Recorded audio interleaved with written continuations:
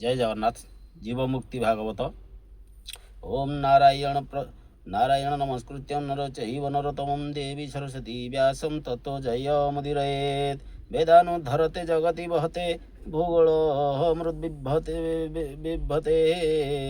दैत्यान् तारयते बलिच्छलयते क्षत्रैख्यं कुर्वते। पौलस्त्य जयते हळ्यकलयते कारुण्यमातः उन्नते। म्लेच्छन्मूर्छयते दशकृतिकृते कृष्णाय तुभ्यं नमः। नमो विघ्नविनाशाय सर्वसिद्धिप्रदाय च लम्बोदरगणाध्यक्ष गौरीपुत्र नमस्तुते। गौरीपुत्र नमस्तुते। जय जगन्नाथ। जदि ये पुराण आपन को आउर निश्चित दरकार निश्चित फॉलो करदे आ सुंदर कमेंट देवे उत्साह मन उत्साह जागृत आने लगी। जय जगन्नाथ। आसतु श्रवण करवा प्रथम अध्याय वंदना। जय जय जय श्री गजानन जय हे पार्वती नंदन। तुम्भ रूपकु करी ध्यान करे मुकोटिए प्रणाम। सरस्वती माँ नमो नमो तो पादे पशिली शरण। मोहर शरण रक्षिण तुम्भर कृपा कर दान। पादरे करुछि प्रणाम मन कामना कर पूर्ण। जय जय हे नारायण जय जय हे भगवान। जय हे श्री राधारमण जय जय हे परम ब्रह्म। जय जय हे जनार्दन जय हे पुरुष उत्तम। मो मनोरथ कर पूर्ण करे मो कोटिए प्रणाम। तेतीस कोटि देवगण पंडित ज्ञानी भक्त जन। ज्ञानी बा अज्ञानी ब्राह्मण समस्ते नमस्कार घेन। अन्य जाति रे जेते जन ताहांकु मध्य मोर मान्य। भाई भगिनी बंधुगण बालुत जुवा गुरुजन। सभिंकु मोहर प्रणाम थिबार दोष को न घेन।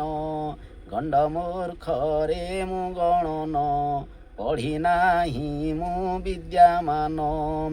अति धार्मिक जीवन कृपण निष्ठुर दारुण। धन जन रे अछि मन कुटुंब जंजाले पड़िण। एपरी थिबा ठारे पुण एहा कि लेखिबा भाजन। शुणन्तु आहे सुज्ञजन जेमते हेला ए पुराण। रात्रे निद्रित एक दिन थिला जे निशार्ध होइण। देखिली आश्चर्य स्वप्न कहुछि शुण बुझाइण।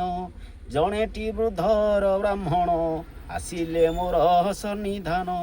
त्रिकछे अछन्ति पिन्धिण गामुछा अंटारे भिड़िण। उतरी पराए बसन हृदरे छन्ति पकाइण। खंडे मुंडरे गुड़ाइण खंडिए हस्तरे धरिण। द्वादश तिलक काटिण यज्ञ पवित कंधस्थान। कंठे तुलसी माला मान नाभि पर्यंत लंबाइण। कंधरे उझोली धरिण सेथिरे बांधी वेदमान। शुभ सूचकु उड़ाइण कुशकु अछन्ति धरिण। गड़ुकु बाम हस्तरेण डाहाणे पवित्र घेनिण। ताल छताकु मुंडाइण कठाउ अछन्ति माड़िण। हेमंत रूपरे ब्राह्मण स्वपने देले दर्शन। श्रद्धारे कहिले वचन धर्म देवार कलम। ଯାହା କରିବି ଉଚ୍ଚାରଣ ତୁ ତାହା କର ହୋଲିଖନ ମୁଥିବି ସେ କଲମ ମୁନ ନିଜେ ସେ ଚାଲିବ କଲମ ତାହାଟି ହୋଇବ ପୁରାଣ ମୁକତି ଭାଗବତ ନାମ ଜୀବଟି ହୋଇବ ନିର୍ବାଣ ଅଜ୍ଞାନୀ ପାଇ ଯିବେ ଜ୍ଞାନ କିଛି ତୁ ଭୟ ନ କରିଣ ଲେଖିବା ବେଳେ କର ଧ୍ୟାନ ପଦ ନୋହିବ ବିସ୍ମରଣ ନିୟ ତୁ ରଖ ଏ କଲମ ଯେତେକ ଲେଖିବୁ ପୁରାଣ ଜୀବନ କରିବେ ମୋକ୍ଷଣ ମୋହର ଆଜ୍ଞାକୁ ପାଳିଣ ପ୍ରଚାର କର ସର୍ବସ୍ଥାନ ତାହାଙ୍କ ଆଜ୍ଞା ପରମାଣ ଲେଖା ହୋଇଛି ଏ ପୁରାଣ ଥରେ ଯେ କରିବ ପଠନ ଗୁରୁ ନଥାଇ ହେବ ଜ୍ଞାନ ଜ୍ଞାନରେ ପାଇବ ନିର୍ବାଣ ସୁଜନ ଜନ ମାନେ ଶୁଣ ଜୀବମୁକ୍ତି ଭାଗବତ ବନ୍ଦଇ ଦେବ ଜଗନ୍ନାଥ ମହିମା ଯାହାର ଅନନ୍ତ ଲକ୍ଷ୍ମୀ ଦେବୀଙ୍କ ପ୍ରାଣନାହା ତୁ ନାଥ ଶଙ୍ଖ ଚକ୍ରବାହା ଅଶେଷ ବ୍ରହ୍ମାଣ୍ଡ ଠାକୁର ବିଜୟ ଶ୍ରୀନୀଳକନ୍ଦର 33 କୋଟି ଦେବଗଣ ଜାପାଦେ ଅଛନ୍ତି ଖଟିଣ ବ୍ରହ୍ମାଣ୍ଡ ଯାର ଖେଳ ଘର ଯାହାର ମହିମା ଅପାର ପାପୀକୁ ତାରିବାର ପାଇଁ ଜ୍ଞାନ ଦିଅନ୍ତି ଭାବଗ୍ରାହୀ ସେ ଭାବଗ୍ରାହୀଙ୍କ ଚରଣ ମୋଚିତ ରହୁ ଅନୁକ୍ଷଣ ହରିଙ୍କ ଲୋମକୁ କୁପୁଜାତ 14 ବ୍ରହ୍ମାଣ୍ଡ ସହିତ ଗଗନେ ଜଳେ ସ୍ଥଳେ ଜୀବ ପୁରୀଣ ଅଛନ୍ତି ସର୍ବେଦ ଉଦ୍ଭିଦ ତରୁ ଲତା ତୃଣ ସ୍ଥାବର ସହିତ ଜଙ୍ଗମ ସରୀସୃପ ଯେ ପଶୁ କୀଟ ପକ୍ଷୀ ବା ପତଙ୍ଗ ମର୍କଟ ଜୀବ ବୋଲିବା ମାତ୍ର କରେ ଜ୍ଞାନଟି ନାହିଁ କାହାଠାରେ ଆହାର ନିଦ୍ରା ମୈଥୁନ ଭୟ ସହିତ ପୁଣି ଜ୍ଞାନ ସେ ଜ୍ଞାନ ମନୁଷ୍ୟ କିପରି ପାଇ ଆସିଛି ମର୍ତ୍ତ୍ୟପୁରୀ ସେହି ମନୁଷ୍ୟ କେଉଁଠାରେ ଜ୍ଞାନ ପାଇଛି କି ପ୍ରକାରେ ଜୀବଟି ମାତା ଗର୍ଭେ ଥାଇ କି ରୂପେ ବିଷ୍ଣୁଙ୍କୁ ଦେଖଇ ଗର୍ଭରେ କି କଥା ଚଳିଲା ମର୍ତ୍ତ୍ୟକୁ କିପରି ଆସିଲା ଗର୍ଭରେ ରହି ନାରାୟଣ କି ରୂପେ ଦେଲେ ଦିବ୍ୟ ଜ୍ଞାନ ଅନେକ ଗୀତା ପୁରାଣରେ ଅଛଇ ନାନା ପ୍ରକାରେ କେତେକ ଜ୍ଞାନୀ ଛନ୍ତି ଜାଣି ବୁଝି ତ ନାହାନ୍ତି ଅଜ୍ଞାନୀ ଶ୍ଲୋକର ଭାବ ଛନ୍ଦମାନ ଅଜ୍ଞାନୀ ବୁଝିବ କେଶନ ପରାକୃତରେ ତା ଲେଖିବି ସ୍ପଷ୍ଟରେ ତାହା ବୁଝାଇବି ଏମନ୍ତ ଭାବି ଅଛି ମୁହିଁ ତୁମ୍ଭ କୃପାକୁ ଅଛି ଚାହିଁ କେବଳ ନାମ ମାତ୍ର ମୋର କଲମ ଧରି ଲେଖିବାର ଭାବ ଅର୍ଥ ମୁଁ ଜାଣେ ନାହିଁ ଜାଣନ୍ତି ସ୍ୱପନ ଗୋସାଇଁ ମୋହର ନାହିଁ ଟିଶକତି ସୁଦୟା କଲେ ଗଣପତି ମାବିଣା ପାଣି ମୋ କଣ୍ଠରେ ବିଘ୍ନରାଜ ମୋ ହୃଦୟରେ ଏମାନେ ମୋ ଶରୀରେ ରହି ପଦକୁ ପଦ ଦେଲେ କହି ସେମାନେ କହିଲେ ଯେପରି ଲେଖିଛି ଗୋବିନ୍ଦ ସୁମରି ସୁଜନ ଜନ ମାନେ ଶୁଣ ଜୀବ ମୁକତି ଏ ପୁରାଣ ସକଳ ଚିନ୍ତା ଦୂର କରି ଜୀବନ ମୁଖ୍ୟକୁ ବିଚାରି ଦେବ ମନ୍ଦିର ଯଜ୍ଞ ସ୍ଥାନେ କିୟ ବା ନିଜର ଭୁବନେ ବନ୍ଧୁ ବାନ୍ଧବ ସଖାମିତ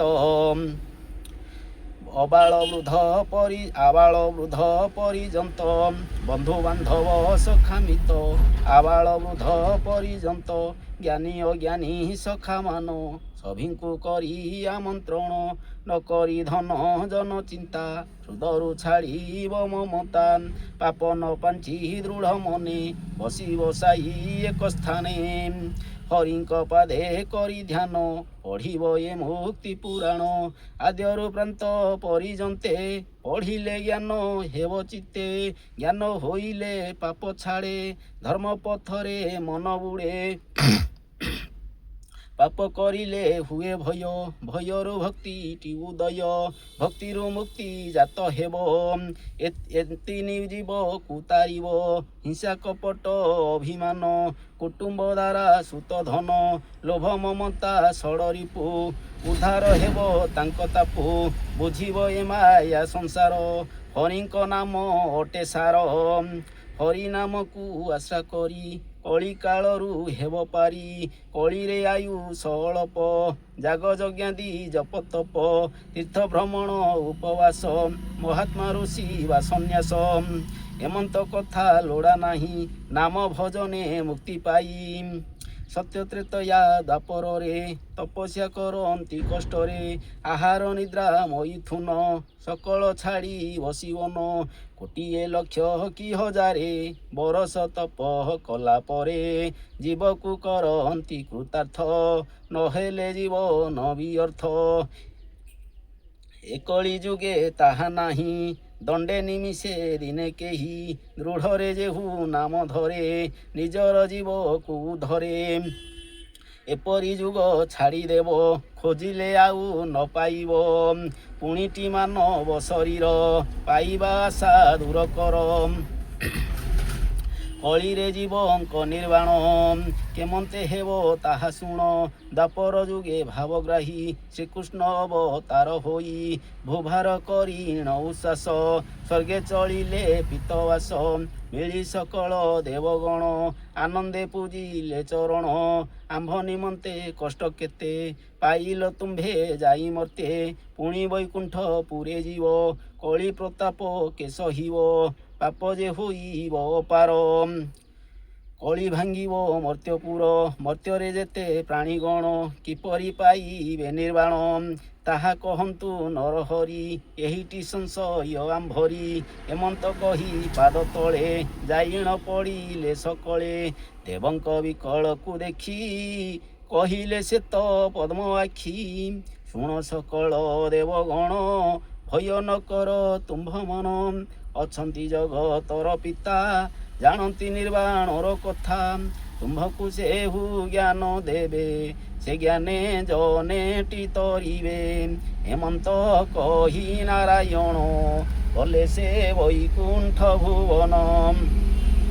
ଏପରି କେତେ କାଳ ଗଲା, କଳିର ଉତ୍ପାତ ବଢ଼ିଲା, ଜାଣିଲେ କଳି ଅତ୍ୟାଚାର, ବଢ଼ୁଛି ଦିନୁ ଦିନ ତାର, ପ୍ରାଣୀକୁ ପ୍ରାଣୀ କଲେ ଗ୍ରାସ, ଅଳ୍ପ ଆୟୁଷ ଗଲେ ନାଶ, ଧର୍ମ କର୍ମ କରିବାକୁ ଜ୍ଞାନଟି ନଥାଇ କାହାକୁ, ଅଜ୍ଞାନ ପଣେ ଜୀବଗଣ, ଅନେକ ତେଜିଲେ ଜୀବନ, ଯେତେକ ଜୀବ ଜାତ ହେଲେ, ଅଜ୍ଞାନ ପଣେ ନାଶ ଗଲେ, ଜ୍ଞାନ ନଥିବାରୁ ତାଙ୍କର, ଅସୁର ପରାଏ ଆଚାର, ରାକ୍ଷସ ସ୍ୱଭାବକୁ ଧରି, ଅଧର୍ମ ଧର୍ମ ନ ବିଚାରି, ଦେବ ବ୍ରାହ୍ମଣ ଦାନ ଧର୍ମ, ଯଜ୍ଞ ତପସ୍ୟା ହୋମ କର୍ମ, ନାମ ଭଜନ ମୁକ୍ତି ମାର୍ଗ, ଜାଣିଲେ ନାହିଁ ଜୀବ ସର୍ବ। ନାନାଦି ଅନ୍ୟାୟ ଅକୀର୍ତ୍ତି, ସର୍ବେ ହୋଇଲେ ଏକ ଜାତି, ପିତା ମାତାଦି ଗୁରୁଜନ, ସବୁଙ୍କୁ କରିଲେ ଅମାନ୍ୟ, ପଶୁଙ୍କ ପରି ଆଚରଣ, ଅଭକ୍ଷ କରିଲେ ଭକ୍ଷଣ, ମରଣେ ଭୂତ ପ୍ରେତ ହୋଇ, ଡାହାଣୀ ପିଶାଚି ବୋଲାଇ, ଦିନକୁ ଦିନ ଅପ୍ରମିତ, ଅନ୍ୟାୟ ବଢ଼ିଲା ବହୁତ, ଜୀବଙ୍କ ମୋକ୍ଷ କାରଣ, ଜାଣିଲେ ସର୍ବଦେବଗଣ, କିପରି ଜୀବ ମୁଖ୍ୟ ହେବ, ବିଚାର କଲେ ସର୍ବଦେବ, ସମସ୍ତେ ସ୍ୱର୍ଗରେ ଅସୀଣ, କି ରୂପେ ଜୀବର ନିର୍ବାଣ, ଜୀବର ମୁଖ୍ୟ କଥା ପୂର୍ବେ ପଚାରିଥିଲୁ ଆମ୍ଭେ ସର୍ବେ, ନିର୍ବାଣ କଥା ବେଦବର, କହିବେ ତାହାଙ୍କୁ ପଚାର, ଏମନ୍ତ କହିଥିଲେ ହରି, ଜାଣିବା ପିତାଙ୍କୁ ପଚାରି, ତାଙ୍କ ପାଶକୁ କିଏ ଯିବ, ନିର୍ବାଣ କଥା ପଚାରିବ। ଯୋଗ ଧ୍ୟାନରେ ଥିବେ ବସି କେ ଯାଇ ପଚାରିବ ଆସି ଆମ୍ଭେ ତ ଯାଇ ନ ପାରିବା ନାରଦ ମୁନିଙ୍କୁ ପେଶିବା ହେମନ୍ତ ବିଚାରିଣ ତହିଁ ନାରଦ ମୁନିଙ୍କୁ ଡକାଇ ଜୀବଙ୍କ ମୋକ୍ଷ କହିଲେ ପିତାଙ୍କୁ ପଚାର ବୋଇଲେ ଶ୍ରୀକୃଷ୍ଣ ଯାଇଥିଲେ କହି ତୁମ୍ଭଙ୍କୁ ପଚାରିବା ପାଇଁ ମର୍ତ୍ତ୍ୟରେ ଥିବା ପ୍ରାଣୀଗଣ କି ରୂପେ ପାଇବେ ନିର୍ବାଣ ଯାଇଣ ପଚାରିଣ ଆସ ନହେଲେ ଯିବେ ଗଲେ ନାଶ ଦେବଙ୍କ ବିନୟକୁ ଶୁଣି ଗଲେ ନାରଦ ମହାମୁନି ପିତାଙ୍କ ଛାମୁରେ ମିଳିଲେ ସକଳ ବୃତ୍ତାନ୍ତ କହିଲେ ତାହା ଶୁଣିଣ ବେଦବର ବିଚାରି ଆପଣା ହୃଦର କହିଲେ ପ୍ରାଣୀ ଜୀବ ଗତି ଜାଣିଅଛନ୍ତି ଉମାପତି ତାହାଙ୍କ ପାଶେ ତୁମ୍ଭେ ଯାଅ ମୁହିଁ କହିଲି ବୋଲି କହ ପ୍ରାଣୀଙ୍କୁ ପାଳିବାର ପାଇଁ ଜନ୍ମିଛି ବିଷ୍ଣୁ କଳା ନେଇ ଜୀବ ନିର୍ବାଣ ଗତି କଥା ଜାଣିଅଛନ୍ତି ପଞ୍ଚମଥା ଶୁଣି ନାରଦ ମୁନି ଗଲେ ସକଳ ଦେବଙ୍କୁ କହିଲେ ସର୍ବଦେବତା ତାହା ଶୁଣି କହିଲେ ଶୁଣ ମହାମୁନି କୈଳାସପୁରେ ତୁମ୍ଭେ ଯାଅ ଏହି ବାରତା ତାଙ୍କୁ କୁହ ଶିବ କହିବା ଜ୍ଞାନମାନ ଆମ୍ଭକୁ କହିବ ଆସୀଣ ଦେବତାମାନଙ୍କ ଉତ୍ତର ଶୁଣି ଚଳିଲେ ମୁନିବର ଯାଇ ଭେଟିଲେ ଶୂଳପାଣି ପାଶରେ ଅଛନ୍ତି ଭବାନୀ ନନ୍ଦୀ ଭୃକୁଟି ତାଙ୍କ ପାଶ ଆବର କାର୍ତ୍ତିକ ଗଣେଶ ଆହୁରି ରୁଦ୍ର ଗଣମାନେ ବସିଅଛନ୍ତି ସନ୍ନିଧାନେ ଶିବ ଭକ୍ତ କେତେଛନ୍ତି ସମସ୍ତେ ଆନନ୍ଦେ ସେବନ୍ତି ମୃଦଙ୍ଗ ତାଳ ଘଟମାନ ଢୋଲ କାହାଳି ସିଂହାସନ ନୃତ୍ୟ କରନ୍ତି ଆନନ୍ଦରେ ଗୀତ ଗାଆନ୍ତି ଉଚ୍ଚସ୍ୱରେ କାର୍ତ୍ତିକ ପୂର୍ଣ୍ଣିମା ସେଦିନ ଆନନ୍ଦେ ବ୍ରହ୍ମାଙ୍କ ନନ୍ଦନ ପ୍ରବେଶୀ କୈଳାସ କନ୍ଦରେ ନମିଲେ ଶିବଙ୍କ ପୟରେ ହେ ଦେବ ଦେବ ଯୋଗେଶ୍ୱର ବୋଲି ସମସ୍ତକେ ଦେଲେ କର ସାଷ୍ଟାଙ୍ଗେ ପ୍ରଣିପାତ ହୋଇ ଉଠିଣ ହୋଇଲେ ବିନୟୀ ତୁ ପ୍ରଭୁ ଦେବ ଦେବ ହର ଶୁଣନ୍ତୁ ଗୁହାରି ମୋହର ଦ୍ୱାପର ଯୁଗ ଶେଷ ପରେ କଳିର ଯୁଗ ଆରମ୍ଭରେ ଅନେକ ମନୁଷ୍ୟ ଜନ୍ମିଲେ ଅମୋକ୍ଷ ହୋଇ ସର୍ବେ ମଲେ ଜୀବର ଗତି କରିବାକୁ ଜ୍ଞାନଟି ନାହିଁ କାହାରିକୁ ଜ୍ଞାନ ନଥିବାରୁ କାହାର ସମସ୍ତେ ଗଲେ ଯମପୁର ଜୀବ ଜୀବକୁ କଲେ ଗ୍ରାସ ସକଳ ଜୀବ ହେଲେ ଶେଷ ସ୍ୱର୍ଗ ମର୍ତ୍ତ୍ୟରେ କେହି ନାହିଁ ରହିଲେ ଯମପୁରେ ଯାଇ ପୁଣି ମର୍ତ୍ତ୍ୟରେ ଜନମନ୍ତି ଅଜ୍ଞାନେ ପାପ କରୁଥାନ୍ତି ଜ୍ଞାନ ନଥିବାରୁ ତାଙ୍କର ଜନମ ହୋଇ ମରିବାର ଜୀବମାନଙ୍କ ଗତି ମୁକ୍ତି ଜାଣିଲେ ସିନା କରି ଭକ୍ତି ଜୀବନ ଉଦ୍ଧାର କରିବେ ସ୍ୱର୍ଗେ ବା ମର୍ତ୍ତ୍ୟରେ ରହିବେ ନିର୍ବାଣ ଜ୍ଞାନ ଗୋଚର କହିଲେ ମୋତେ ବେଦବର ବିଶ୍ୱନାଥଙ୍କୁ ପଚାରିଲେ ନିର୍ବାଣ କହିବେ ବୋଇଲେ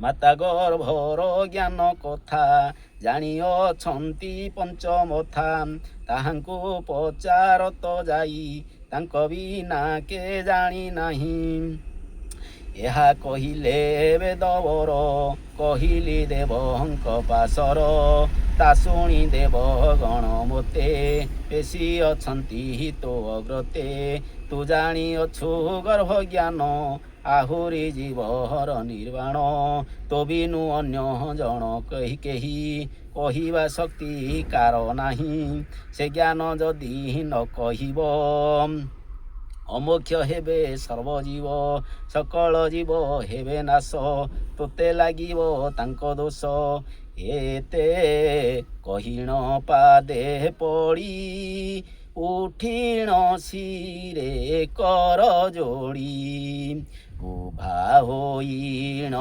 ମୁନିବର ରହିଲେ ଶିବଙ୍କ ଛାମୁର ସେଠାରେ ଥିବା ଶିବଗଣ ଶୁଣିବା ପାଇଁ ତାଙ୍କ ମନ ସମସ୍ତେ କର ପତ୍ର ଯୋଡ଼ି ଭୋଳାନାଥଙ୍କ ପାଦେ ପଡ଼ି ନାରଦ ପଚାରିଲେ ଯାହା କହନ୍ତୁ ପାର୍ବତୀଙ୍କ ନାହା ଶୁଣି ପାତକ ହେବ ଦୂର ବ୍ରହ୍ମା ବିଷ୍ଣୁଙ୍କୁ ଅଗୋଚର ସୁଜନ ଜନ ମାନେ ଶୁଣ ଅଧମ ଶ୍ରୀ ବତ୍ସ ବ୍ରାହ୍ମଣ ଲେଖିଲେ ଜନଙ୍କର ହିତେ ଏ ଜୀବ ମୁକ୍ତି ଭାଗବତେ ମୋଦସ କରିବେ ମାର୍ଜନ ଅତି ମୂର୍ଖ ମୁଁ ଜ୍ଞାନହୀନ ମୋଦସ କରିବେ ମାର୍ଜନ ଅତି ମୂର୍ଖ ମୁଁ ଜ୍ଞାନହୀନ इति श्री जीवमुक्ति भागवते मुक्ति पुराणे प्राकृत बंधे देवगण नारद संवादे नाम प्रथम अध्याय आगामी देखा आगामी अध्याय द्वितीय अध्याय किंतु उत्साह जागृत करने सुंदर कमेंट महाप्रभु आग को अच्छी जीवों विषय महाप्रभु पंचमथा कौन कहे निश्चित आगामी अध्याय देखा जय जगन्नाथ आउ भल लगे निश्चित सब्सक्राइब करदे आम फेसबुक गाथा वैभव भक्ति बाबू को निश्चित फॉलो करेंगे जय जगन्नाथ।